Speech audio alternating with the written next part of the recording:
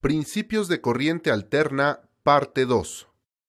La energía eléctrica entra a la casa, pasa por el medidor y luego por el switch. El voltaje está presente en los contactos instalados, cuya conexión se realiza en paralelo.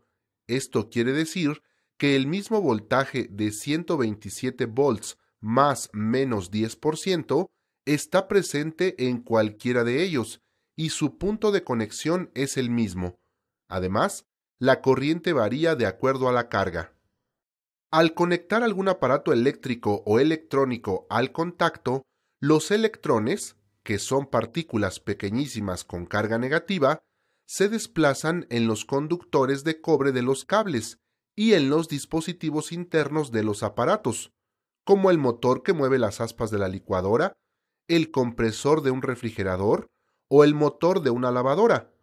Este flujo de electrones también se da cuando un dispositivo electrónico está funcionando gracias a una fuente de alimentación interna, como una pila. El flujo de electrones viaja en un sentido y luego en el otro, debido a los cambios de voltajes. A este flujo se le conoce con el nombre de corriente eléctrica y su intensidad se mide en amperes. El flujo aumenta o disminuye en función del aparato conectado. Calentar una plancha requiere mayor intensidad de corriente que un foco. Un foco demanda menos de 1 amper de corriente, mientras que una plancha demanda más de 10 amperes. La plancha y el horno de microondas son los dispositivos domésticos que requieren mayor corriente. Para comprender mejor los parámetros eléctricos de voltaje y corriente, ejemplificando con una conexión en paralelo, se montan sobre una tabla o acrílico los sockets en paralelo. El cable rojo de fase se conecta al tornillo de la terminal pequeña de la clavija. El apagador debe conectarse en el conductor de fase. El cable blanco a la terminal grande de la clavija.